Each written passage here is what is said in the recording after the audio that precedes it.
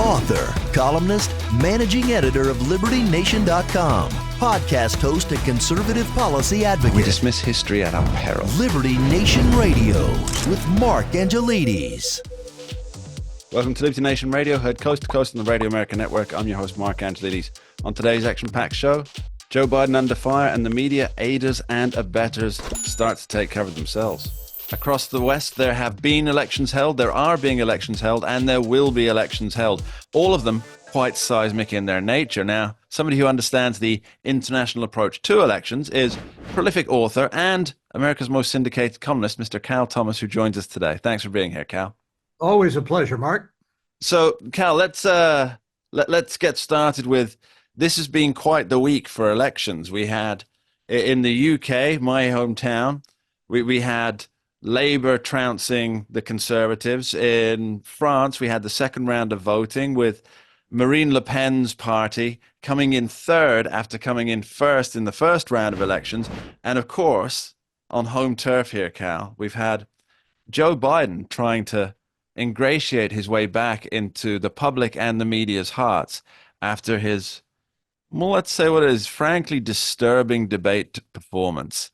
Cal, what's your overall take?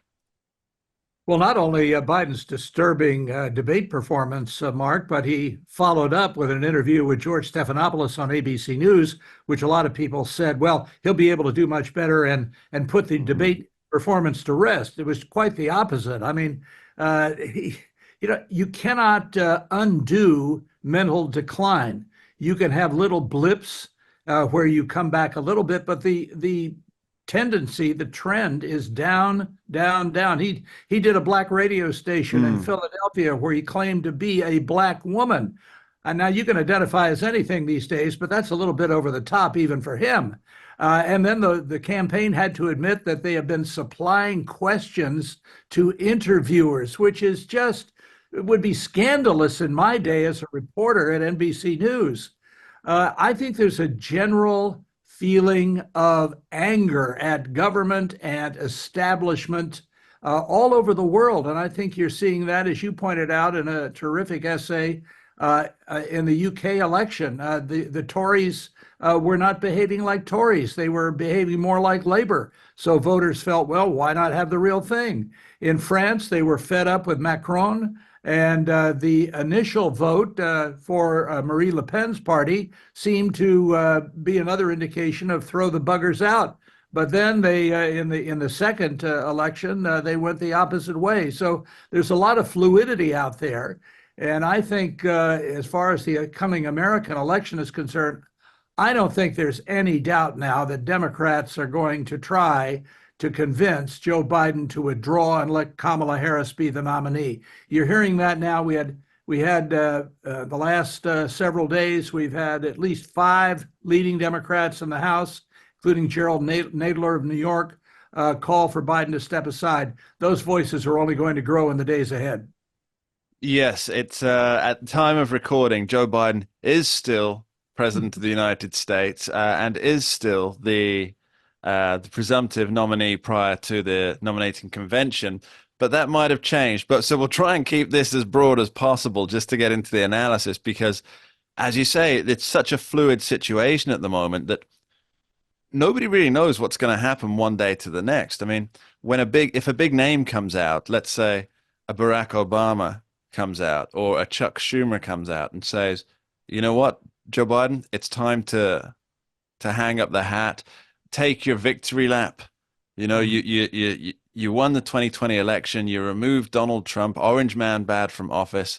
You know, time to ride off into the sunset in cowboy-esque style, and then let somebody else take the reins. Now, presumably, Cal, that would have to be Kamala Harris, wouldn't it? Well, yes, the first woman of color to serve in the White House. After Joe Biden. Yeah, after Joe Biden, yeah.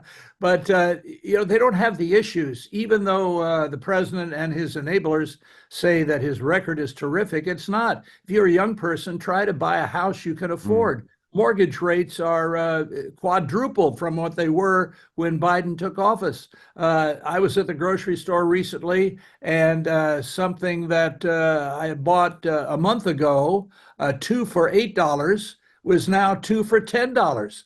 And that's typical of food. Gas Mm. prices are more than double what they were when Biden entered office.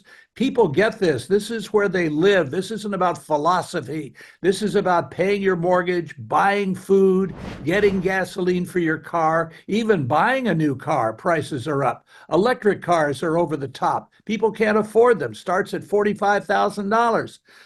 So people get this, and they're increasingly blaming the president.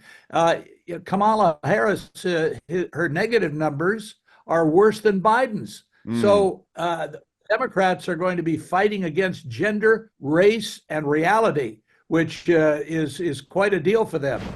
So let's talk about a potential President Harris. Now, I must offer my apologies to everyone, including the vice president, for perhaps not pronouncing her name quite correctly. But I do remember that during her California campaign, she said it rhymes with Pamela, and apparently that's not it anymore. Apparently that's changed. So let's talk about how she might ascend to the Oval Office, because uh, it would be too late, I think, mechanics-wise, to try and shift all the funds that the Biden-Harris campaign has raised so far. That Well, if there are other problems, Mark. There are other problems. There are names on the ballot that have hmm, already been established. In some states, you have a minimum number of months before an election that you can get your name on the ballot. And once it's there, your only alternative is a write-in, and those don't do well. So here are the ways that she could become the nominee, because Biden has 99% of the delegates to the Democratic National Convention. You would have to invoke the 25th Amendment, which means that a certain number of cabinet officials or members of Congress or the should vice have to, president herself. or the vice president herself could declare Joe Biden at least temporarily unfit for office. I don't see that happening. I think that would completely destroy the Democrat, and they're worried about down ballot too, races for Senate, races for House, and other offices down ballot. So they're in a real pickle. And I think for a change, Donald Trump is not saying much, which is really a miracle in his case. Let them dig the hole. Let them go deeper and deeper. I think they've got a very serious problem. And then you have her complete incompetence. Everything she has been tasked with, starting with the border, has been a disaster. She went to several Central American countries to look for the root causes of why so many people are violating our laws to get here, and apparently could not find them, and the border remains open. Everything she's been asked to do, she has failed at doing. So I don't know what she runs on other than her laughter. She runs on not being Donald Trump. I mean, that's That's the not whole going to do purpose it. of the campaign, right? So That's let's not let's going to let's talk about her numbers. So I know that you're as big a fan of following polling and the averages on polling as I am. But yeah, Kamala Harris has been, it's since Mitch McConnell announced that he's going to be out as a leading figure, she has been the most unpopular leading party figure in the nation. And that's not something you can run a campaign on. I think when you have, as you pointed out, she failed at being the border czar. Then there are a couple of other things that people seem to have forgotten about that were her jobs.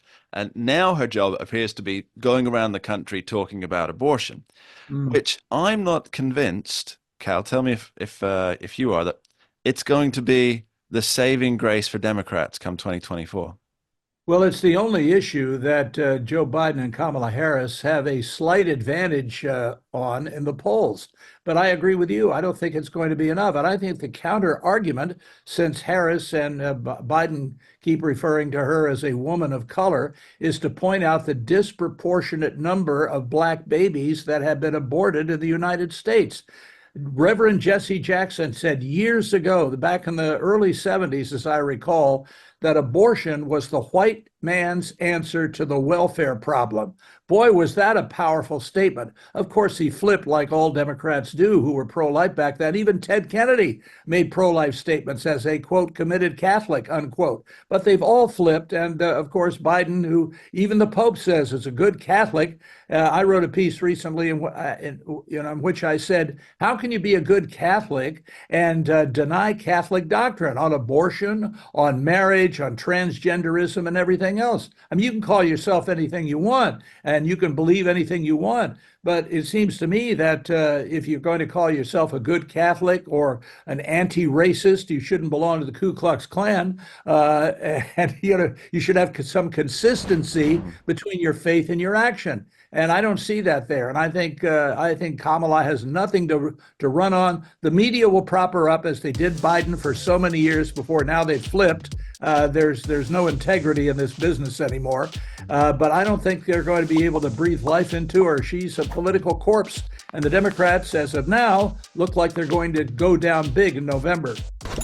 We'll be right back with Cal Thomas after this short break. Don't go anywhere.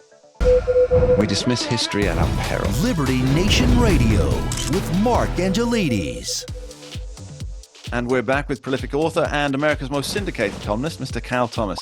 Earlier in the show, we were talking about the potential President Kamala Harris. But now, Cal, I want to spread our wings a little bit and fly over European shores and discuss what's been happening there. Because to me, it seems that there's a really good lesson to be learned, specifically from the recent UK elections, where the Labour Party, which for our listeners who don't know, I'm sure pretty much everybody does, but they're more closely aligned with the Democrats than they are with Republicans. And so the Labour Party won a significant victory in the number of seats that it got, 412 out of 650, which means that they can operate with a huge mandate now. But in reality, they actually got less votes than they got in 2019. They got a smaller percentage than they got. No, so they got 1.5 more percent of the vote, but actually less people voting than they did in 2019 when they were wiped out by the Conservative Party. And although I love reading the American media view on this election, Cal, because you had everybody say, oh, it's a real mandate for the political left. And I completely disagree. I think, and we have discussed this briefly, that the only reason that Labour won is because everybody abandoned the Conservative Party, because specifically they were no longer governing as conservatives. What's your take, Cal? Well, I think that's good analysis, Mark. I mean, I go back to 1979 when Margaret Thatcher was elected the first female member of first prime minister. And then that was followed by Ronald Reagan's election. And then we have, of course, the Pope in Rome, three conservative people, theologically, economically, politically. The problem, I think, for many conservatives in the US and in the UK, and even in France, is that we don't realize that there's a new generation that comes along every 20 years. We have to resell our ideas against a value system that says, I'm from the government and I'm here to take care of you. Now, that has great appeal when it comes to human nature. You don't have to do anything. I'll take care of you. This is the wonderful thing about being a liberal. You never have to succeed in anything. It's all about feelings. Conservatives want to succeed. They want smaller governments so you can have bigger opportunity. They want lower taxes so you can spend more that you earn on yourself and your family. They want personal responsibility and accountability, not in the case of the U.S. district attorneys who feel sorry for people who have shot up a neighborhood and let them out without bail to do it again. So we have to reconvince and resell and re-persuade the next generation that our ideas work and are best for them. But we're not doing that. We're coasting along, and I think that was the problem in the UK with the Conservative Party in power for 14 years, coasting along on inertia of what happened before. You can't do that in politics. Yeah, I completely agree, Cal. Although I suspect the time scale is slightly longer than 20 years. But it's certainly in this country. But yes, there's absolutely that idea that there were these great conservative ideals that were pro-liberty, pro-freedom. And then Tony Blair came in, the Labour whirlwind election winning machine. And then he stepped down. And then David Cameron, he even called himself the heir to Blair. What? And that's from a different party. So David Cameron, the Conservative Prime Minister, calling himself the heir to the most successful Labour politician of all time. And that's how he governed. And then, of course, that's what shaped the party. And so as Nigel Farage, who's had some victories in British politics, let's be fair, he's had some victories. He said, you can't put a cigarette paper between them in terms of the difference between the so-called Conservative Party and the Labour Party. And I suspect, Cal, that there's actually something very similar, not with all of the Republicans, but a large swath of Republicans in the United States. They're essentially governing in, or attempting to govern in the same way that the centrists in the Democratic Party are governing. And what you end up with is nobody really wants to be there because the center is not specifically the center. The center is center left.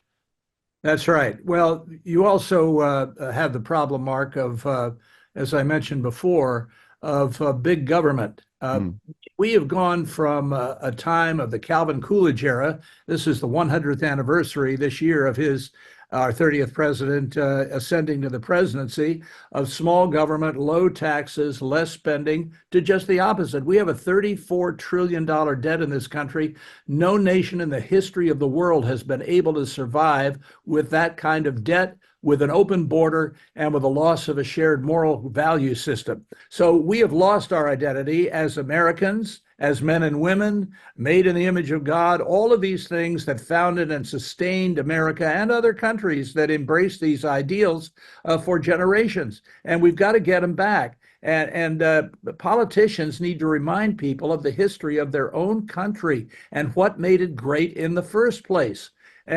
What you have now, and you mentioned David Cameron, we have the same thing with other politicians in the U.S. You have conservatives now who are more interested in managing big government than reducing it. Now, the left in America right now is attacking the Heritage Foundation, which put out a brief called Project 2025 about an economic and political agenda for the next president they believe will be Donald Trump.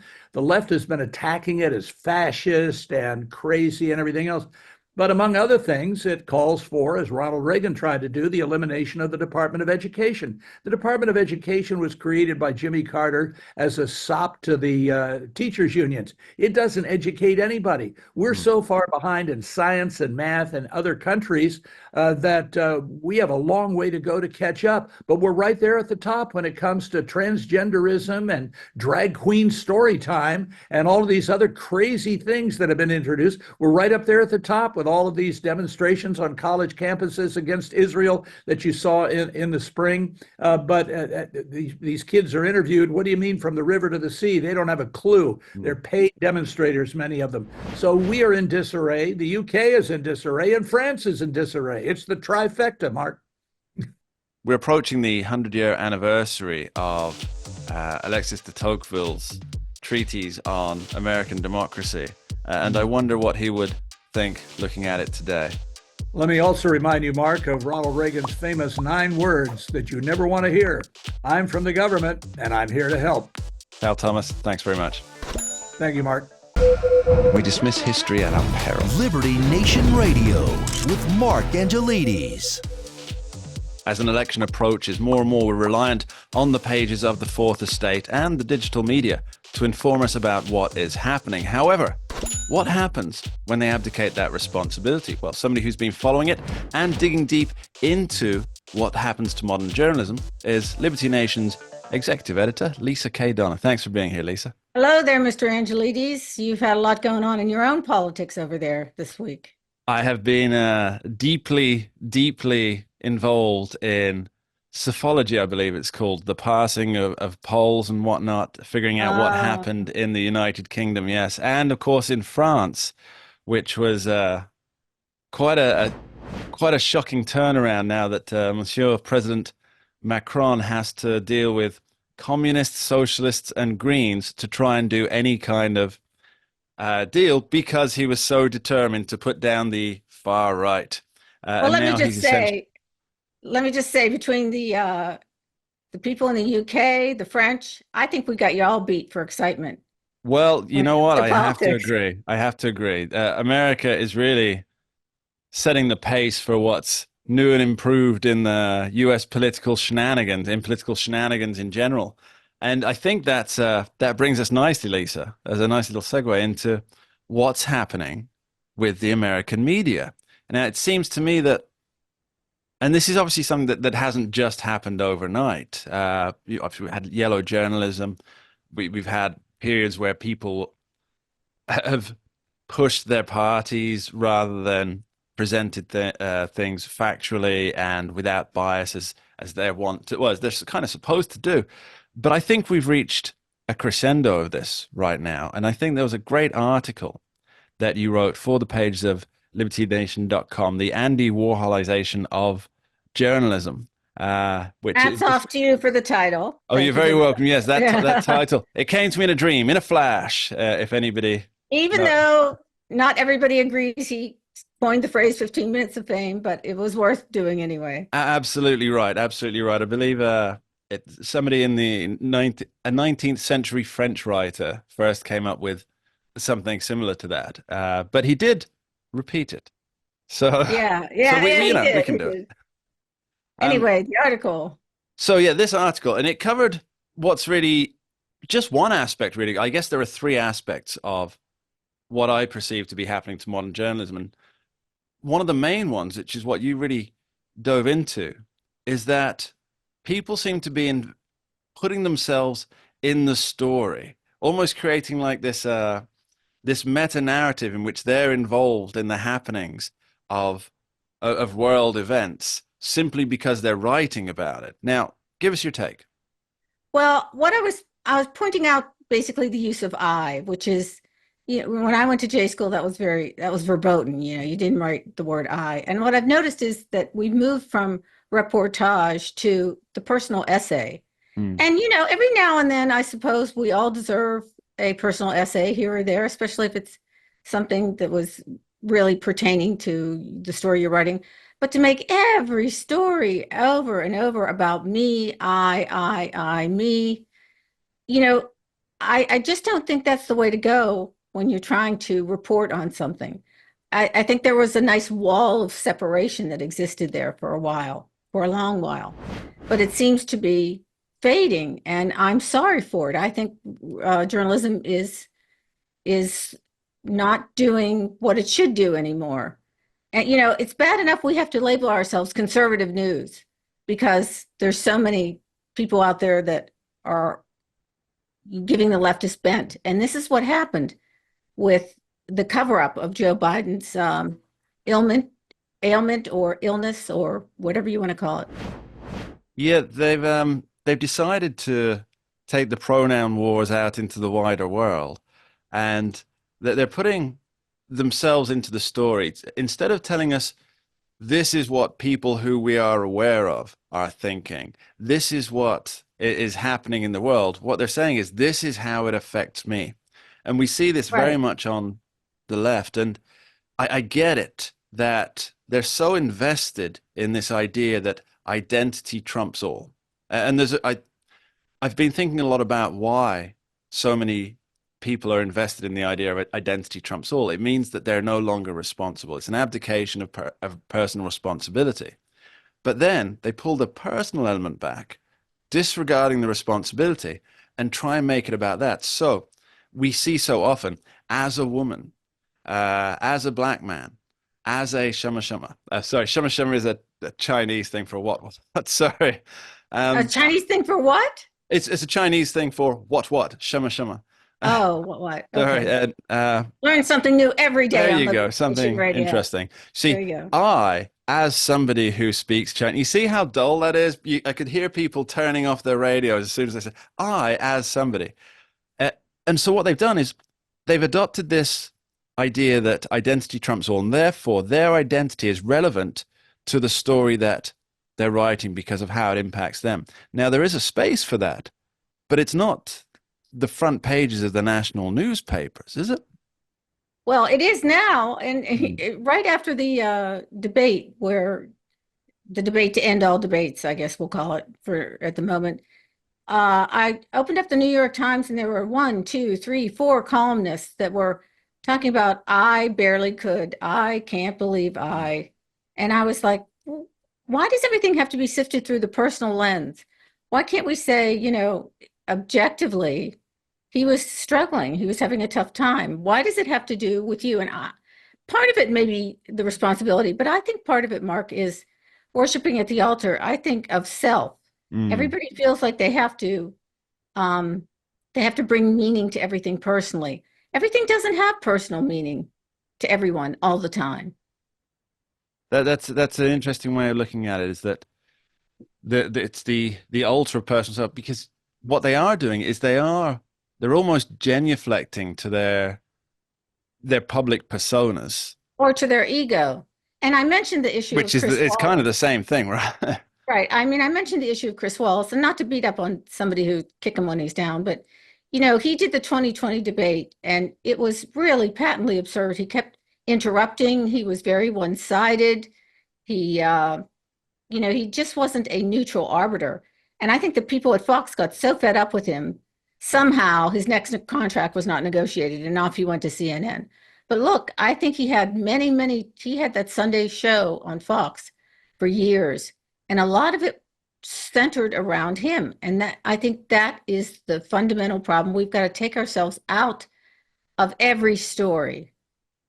So that makes sense if we're dealing with the fourth estate as honest brokers of information. But if we look at them as advocates for their political side, then it begins to make a lot more sense, I think. Well, this is what's happened, and this is what the media is really licking its wounds right now, because at least the leftist media is. Because those of us who are on the right, we have said all along, Mr. Biden seems to be having problems here. There seems to be physical issues. There seems to be cognitive issues. We've written about it exhaustively, extensively. And yet everyone on the left was busy calling us cheap fakes, and we're just pointing out blah, blah, blah, and he's sharp as a tack. And now, the jig is up. And so they're really, backpedaling. Well, This, I sort of saw this. I sort of saw this. Well, you didn't bother telling anybody on your network or in your paper. He was sharp as a tack last week in your paper. we are going to delve deeper into this sharp as a tack narrative after this short break. Don't go anywhere. We dismiss history at our peril. Liberty Nation Radio with Mark Angelides. And welcome back to Liberty Nation Radio, heard on the Radio America Network, coast to coast. I'm your host, Mark Angelides. We're joined back again by Liberty Nation's executive editor, Lisa K. Donner. Earlier in the show, we were talking about Joe Biden's worsening condition and the way the Fourth Estate have been injecting themselves into every story, personalizing things with seemingly no point. But now, Lisa, what I'd like to carry on with, if we may, is around the narrative that surrounds Joe Biden. So up until the debate-ageddon, let's call it, because I like every word with the ageddon. Please, no gates, no debate. No debate gate, just debate-ageddon. Yeah, thank you. Debate-ageddon. It's a nice, very, very Got a simple ring to it. one. So until that point, we have been hearing that Joe Biden is the top of his game. And here's the word, and you're going to giggle when you hear it, sharp. Yep. Now, I got a video for you, Lisa, and it is pundits, talking heads, celebrities. It's actually a 6-minute plus compilation of people using the exact same terminology. Now, for those of you who are I just want to show them sharp as a tack. sharp as a tack, yeah, that's For a those of you bent tack. in That's radio, not you'll a... have to imagine tack. So it's an over 6-minute compilation of all the people saying Joe Biden is sharp. He's sharp. He's so sharp. He's sharp as a tack. And the fans of the James Bond books, Ian Fleming, will know that there's a saying that once is coincidence, twice is happenstance, and third time is enemy action. But a 6-minute compilation, that is organized propaganda, if it is anything. Now, I'm just going to play you just 1 minute of this, Lisa, so you can see what it sounds like, and come back and give me your thoughts on that. Okay. This is a man who is sharp, who is on top of his game, who knows what's going on. He's smart. He's on his game. His mental acuity is great. This is a very sharp president. And the people that I've talked to say he's as sharp as a tack. He's fine. Right. What do you think? Well, everyone said it. He's sharp as a tack. And then when he gets on TV and he's not sharp as a tack, they go, oh, gee, what happened? Well, did they forget that some of them handed in their questions? Somebody just lost their job over that now. I'm not sure is fair because so many people handed in their questions over the last 3.5 years. But yeah, anyway, Donna Brazile, Hillary Clinton. Oh, hang on. oh, no, that was before. Then, there's the cheat sheets, like you're going to walk up these steps, you're going to go here, you're going to ask this person, you turn it over, it's highlighted in yellow.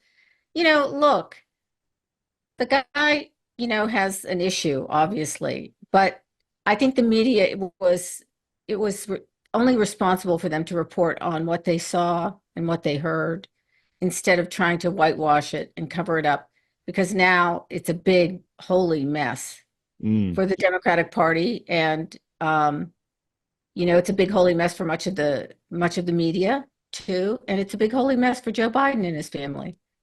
Here's the thing that really gets me on this, Lisa, is as you pointed out earlier in the show, we've been writing about Joe Biden's cognitive decline for months, years, extensively, exhaustively, but never egregiously. And we've been writing about this, and it's been obvious to us. And it's been obvious to half the nation, at least. Yeah, but then, a portion of the electorate, yeah. Then you have the media, the mainstream, left-leaning Fourth Estate. And apparently, if they are to be believed, they didn't realize any of this until those fatal 90 minutes.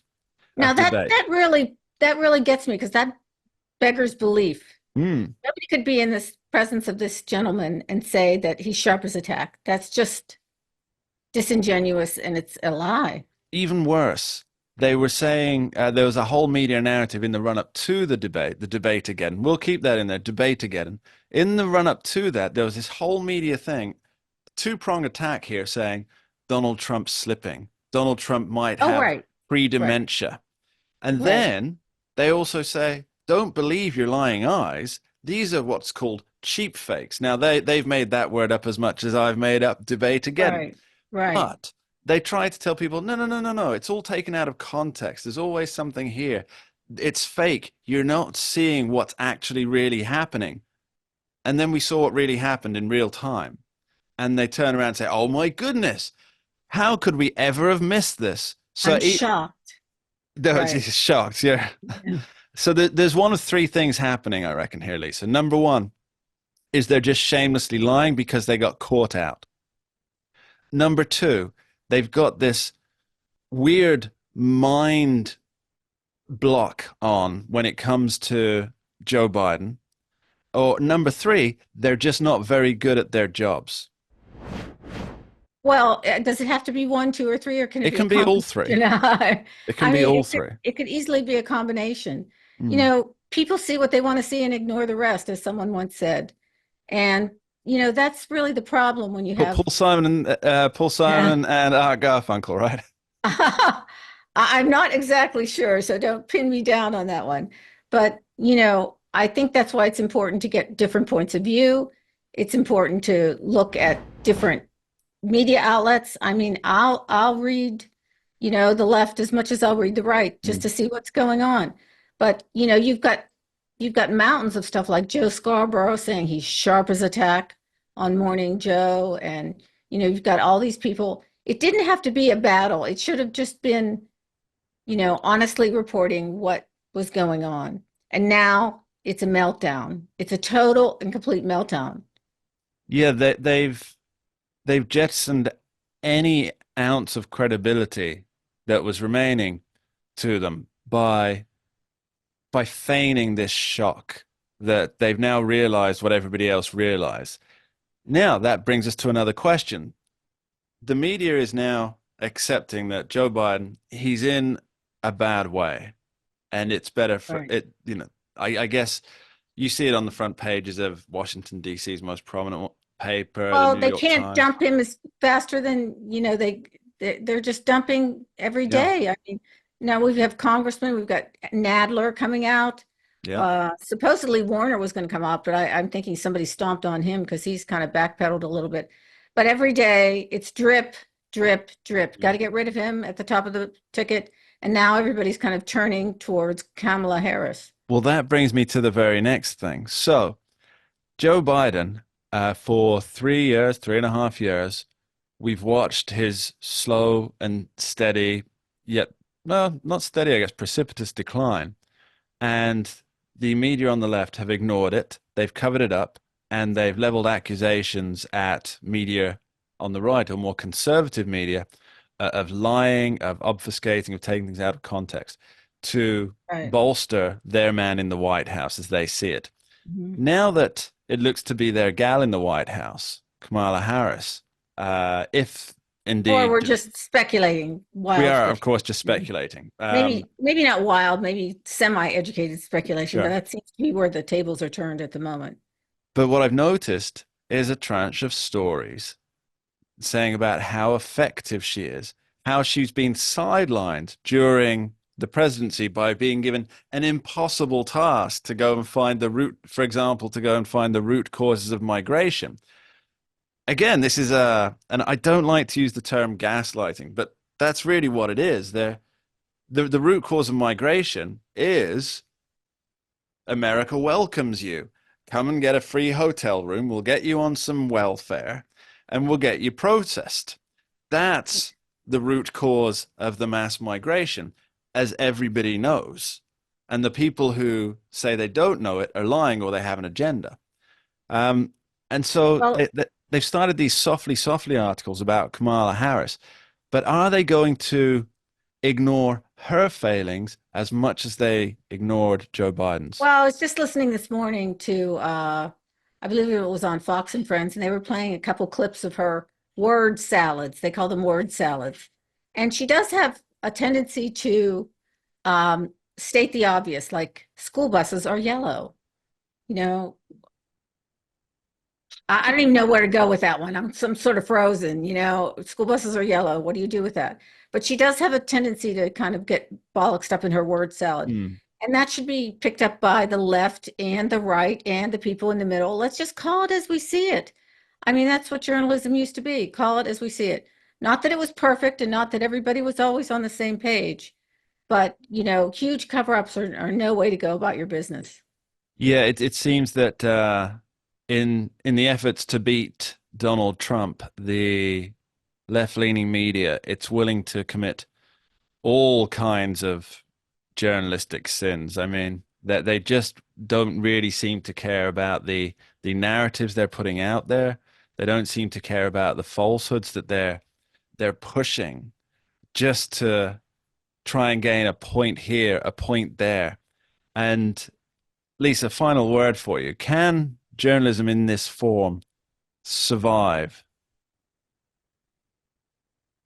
Well, I think this has been a huge wake-up call, at least to the left, in journalism. And it would be wise if they took a page out of this and learned a few lessons. Number one, report on what you see and hear, but it doesn't have to be through your personal lens.